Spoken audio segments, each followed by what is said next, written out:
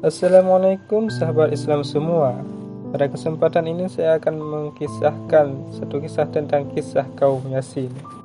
Mengenai kisah kaum Yasin ini, Allah menceritakannya di dalam surat Yasin sebagaimana firman-Nya berikut yang artinya, "Dan buatlah bagi mereka suatu perumpamaan, yaitu penduduk suatu negeri ketika utusan-utusan datang kepada mereka, yaitu ketika kami mengutus kepada mereka 2 orang utusan, lalu mereka mendustakan keduanya.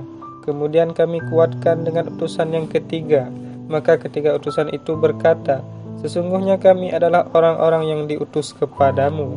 Mereka menjawab, kamu tidak lain hanyalah manusia seperti kami, dan Allah yang Maha Pemurah tidak menurunkan sesuatu pun.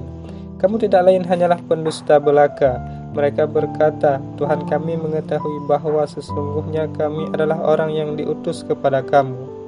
Dan kewajiban kami tidak lain hanyalah menyampaikan perintah Allah dengan jelas. Mereka menjawab, sesungguhnya kami bernasib malang karena kamu.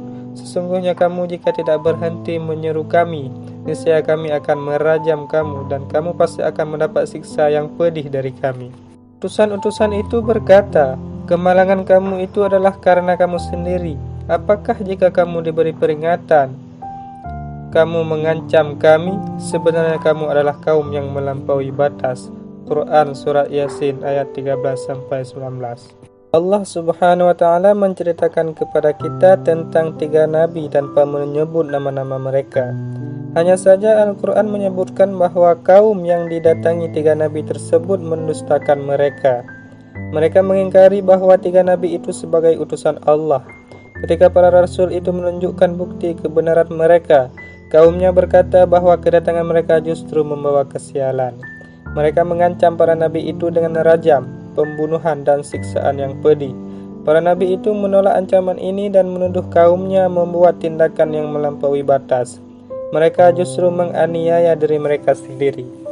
Al-Quranul Karim dalam konteks ayat tersebut tidak menceritakan bagaimana urusan para nabi itu.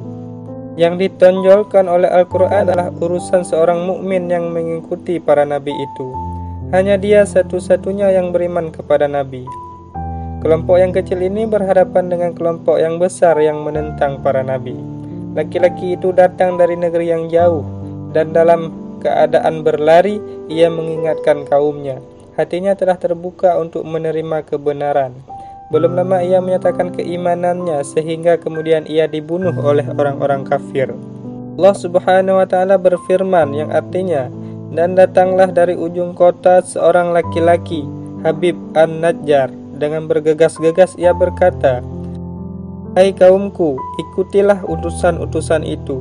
Ikutilah orang yang tiada minta balasan kepadamu, dan mereka adalah orang-orang yang mendapat petunjuk. Mengapa aku tidak menyembah Tuhan yang telah menciptakanku, dan yang hanya kepadanya lah kamu semua akan dikembalikan? Mengapa aku akan menyembah Tuhan-Tuhan selainnya, jika Allah yang Maha Pemurah menghendaki kemudaratan terhadapku? Niscaya syafaat mereka tidak memberi manfaat sedikit pun bagi diriku, dan mereka tidak pula dapat menyelamatkanku. Sesungguhnya aku kalau begitu pasti berada dalam kesesatan yang nyata. Sesungguhnya aku telah beriman kepada Tuhanmu, maka dengarkanlah pengakuan keimananku. Quran Surat Yasin ayat 20-25. Belum lama orang mukmin itu, atau belum sampai ia menghembuskan nafas terakhirnya, sehingga Allah Subhanahu wa Ta'ala mengeluarkan perintahnya dan mengatakan, dikatakan kepadanya, masuklah ke surga. Ia berkata, alangkah baiknya sekiranya kaumku mengetahui apa yang menyebabkan Tuhanku memberi ampun kepadaku dan menjadikan aku termasuk orang-orang yang dimuliakan. Quran Surat Yasin ayat 26-27. Jadi Al-Quranul Karim tidak menyebutkan nama-nama para nabi itu dan kisah-kisah mereka, tetapi yang ditonjolkan adalah kisah lelaki mukmin, di mana dalam konteks ayat tersebut nama laki-laki mukmin pun tidak disebutkan. Dia adalah seorang mukmin yang mengikuti para nabi Allah Subhanahu wa Ta'ala. Dikatakan kepadanya, masuklah ke dalam surga.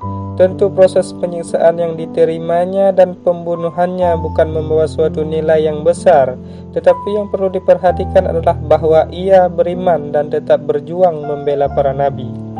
Meskipun ia mendapatkan ancaman pembunuhan, Ia tetap menunjukkan keimanannya dan keimanannya tetap membara. Sesungguhnya aku telah beriman kepada Tuhanmu, maka dengarkanlah pengakuan keimananku. Sekian cerita singkat. Assalamualaikum warahmatullahi wabarakatuh.